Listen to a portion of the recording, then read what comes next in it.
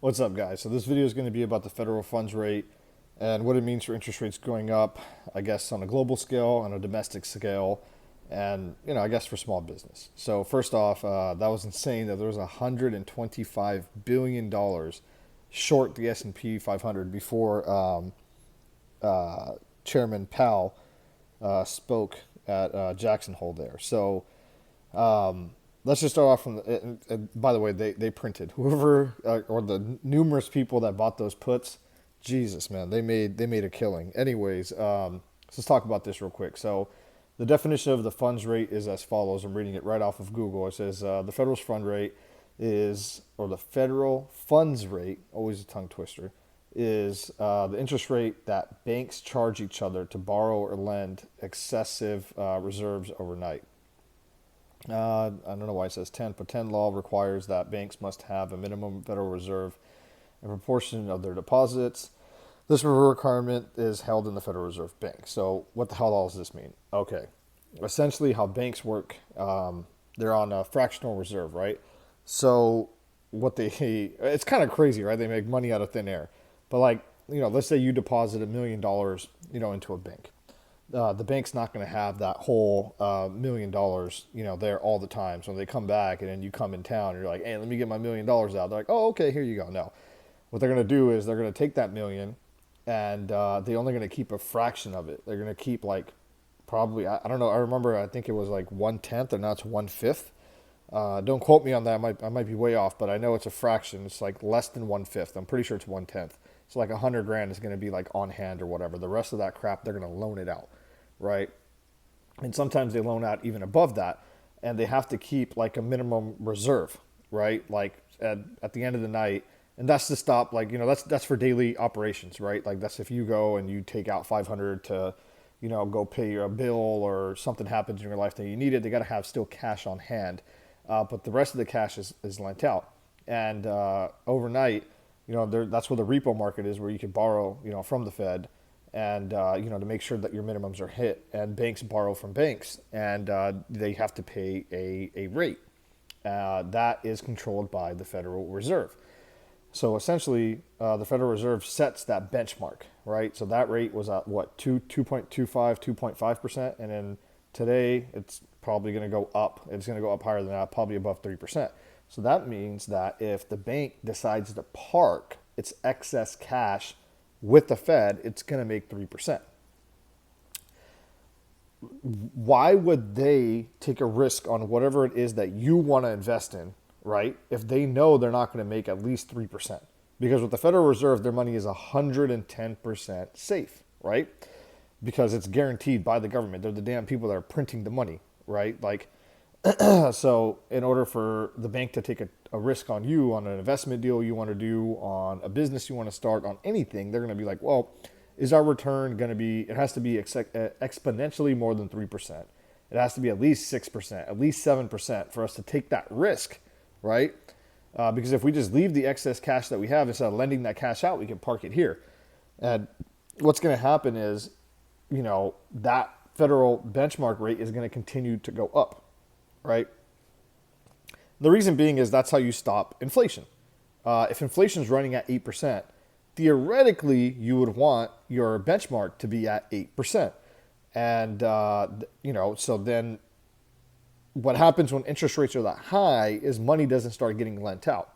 The economy has to contract because new businesses aren't being made, and businesses that are around right now, they're not expanding because no one wants to really borrow at, if the federal funds rate is at 8%, that means the banks are probably charging like 12%, right? And you're like, that project doesn't really make sense. Let's just hold off and have, let's just keep what we have going. And then theoretically, and it's true, when money dries up like that, therefore consumption for goods and stuff goes down. And when consumption goes down, and then that for prices start going down because the demand goes away, right? So that allows the supply to catch up with the demand, and then you essentially solve inflation. And then what do you do to start the economy back up again? Well, then you start cutting the Federal Reserve rate. So then banks start saying, okay, well, we're not making as much. If all of a sudden they were making 8%, not doing anything at the Federal Reserve, and then the Federal Reserve cuts it in a year to 6%, they're like, okay, well, Now maybe we could lend at 8%, maybe, or at least 10% instead of 12. Maybe that starts making sense. Oh, it doesn't? Okay, let's bring the federal benchmark down to 4%. Now banks are willing to lend at 7, 8%. Maybe then it makes sense for everybody, right? And oh, you want to get the economy really hot again? Let's bring federal funds rate back down to like 3%, 2%, and give loans out at 5%, 4.5% in that range. And then you start getting more investment. The economy starts going again. That's how it's supposed to work theoretically. Now, the reality is the position we're in today is a lot different than the position we were in the 80s. In the 80s, sure, Paul Volcker destroyed, annihilated inflation because he just jacked up the funds rates like 18, 20%. The difference was our national debt at that time was $3 trillion, which comparatively it was still a lot because it comes down to how much tax collection you have coming in order to pay the debt service. Today, we're almost close to 30 trillion. Can we really afford rates going above 4? I don't think so. If it does happen, Jesus, man, there's going to be, it's going to be tough. It's going to be very tough for everybody, and, the Fed has been more political. So if Biden is seeking a nomination again in 2024, or if the Democratic Party wants to, keep its power on at least the presidential side and at least save itself again on the, congressional side and on the Congress side and the Senate side, they don't want their party to be the ones that jacks up the rates and causes like a turn down of the economy, causes people getting unemployed, causes people to not be able to afford homes, it causes businesses not to be able to expand. That's where it becomes political. That's why I strongly believe it'll stay at 4%. So what does that mean if it stays at 4 and inflation runs at, let's say, 8%? Reality is probably 15, but let's say on paper it runs at 8, 9%. It's not catching each other, right? You need to bring it to 8 to really slow it down. So what you're going to have is just an extended period of inflation and an extended period of higher rates. And that's just the environment we're going to have to be in unless inflation gets dramatically out of hand, that it forces the hand of everybody where it's like, bro, I'm sorry, there's nothing we could do. We have to jack these prices up. Either or, what does that mean for us? If it stays at 4%, that means that will be the new normal, and that will probably come around the January time. So I don't see a cut now in the looks in early January, but what I see is a consistent, sustained 4%. At least through the first 2 quarters of 2023. So what does that mean? That means then we have stability, right? Then for the real estate market, for any assets, businesses, whatever, you're going to get a new level of normal, right? Like, okay, then people can take a chill break and be like, okay, we know they're going to stay at 4 for a while, or that's the plan. When inventory comes on, we'll be able to see, okay, is this inventory, moving quickly? Is it slowing? That's how we'll be able to tell our price is going to go lower. But if prices do go lower, how low do they go? When does inventory start moving again? And that's the funny thing to me about this whole thing. And anyone someone says, oh, houses are going to crash. Oh, properties are going to crash. Don't worry. I'm like, dude, you understand that in order for something to freaking crash, there has to be things to crash. What I mean by that is if you go on Zillow, if you go on Realtor, you go on any of these goddamn apps, right? And you look for commercial properties, or you look for fourplexes, duplexes on the real estate side, or even businesses. You're in the market for buying, whatever, any type of business, a tow business, whatever it is, right? There's nothing really available, and the stuff that's available, it's all crap. It's crap that nobody ever wants. You don't see quality properties go for sale because everyone's locked in at good rates, and they're like, well, why would we sell right now? We're printing, right? Everything's gone up. Rents have gone up. Things have gone up. Like, people that bought in that time, now they're actually profitable on most of their units. Yeah, there's some people that might be underwater because they bought at 3%, back in 2019, and they're coming up on that refi, and that 3% is now going to be at like 6%, maybe even 7%. But if they bought in areas where those rents, when they bought, at 3% in like 2018, rents were like $700-800. Those same rents now are like $1,100-1,200. They'll be okay to be able to afford 6%, right? So you're basically what I'm trying to say is you're not seeing that inventory. So how the hell can something crash if there's nothing to crash? Right? It's not like '08 where you had, whole complexes or whole neighborhoods up for sale because the developer overdeveloped and there wasn't enough people to buy. There's everybody is looking to buy. I see every one of you guys slide in my DMs like, I'm just waiting for the crash, man. Yeah, me too. So is everybody. That's the thing.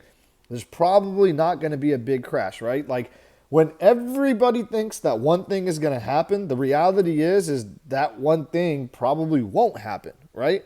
Like that old joke where it's like if you pull up through McDonald's and the freaking cashier is telling you about what stocks they're in, what crypto they're buying, you should probably look around and be like, yeah, it's probably time to sell. If you roll up to that same McDonald's and everyone's talking about, all the employees there are freaking talking about, oh, I can't wait for the housing crash so I can buy a house.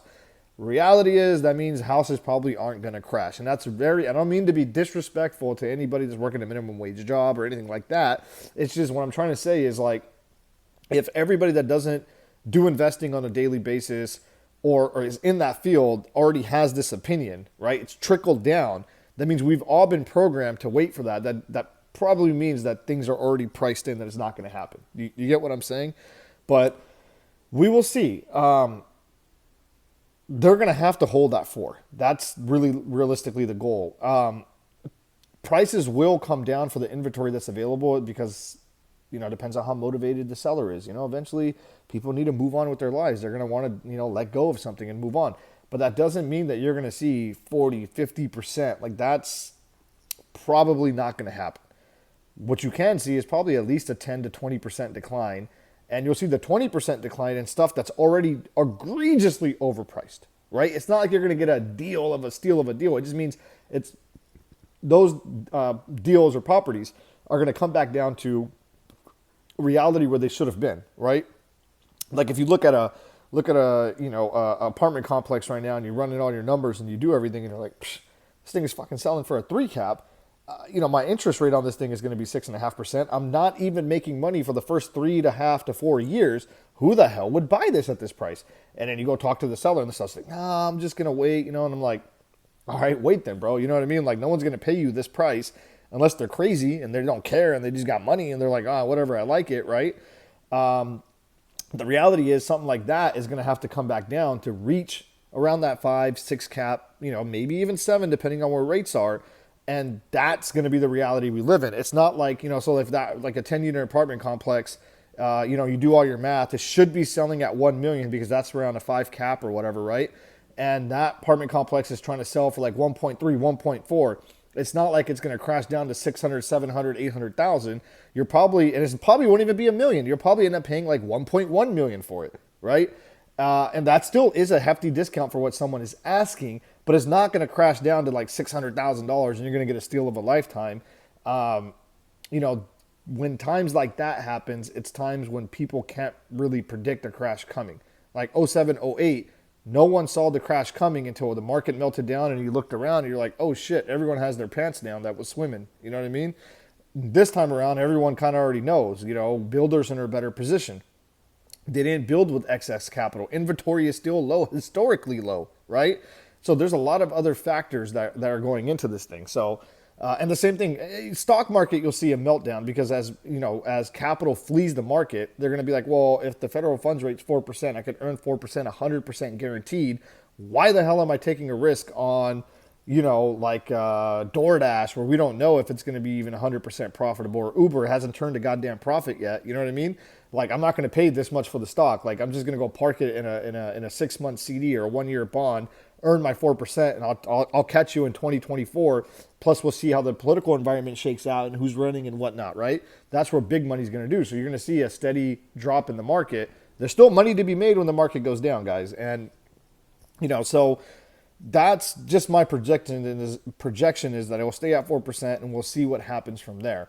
But, I hope this video made sense. This is just my thoughts and opinions on the news that came out right now. So, like I said, I don't know the goddamn future. I could be dead ass wrong and things can crash 50%. But I like to look at the world in the lens of what's more likely, what's more logical, what's more rational than just smoking opium all day. You know what I mean? That's not good for you and it's not good for your spirit, So anyways, if you like this video, guys, please share it and save it. It helps.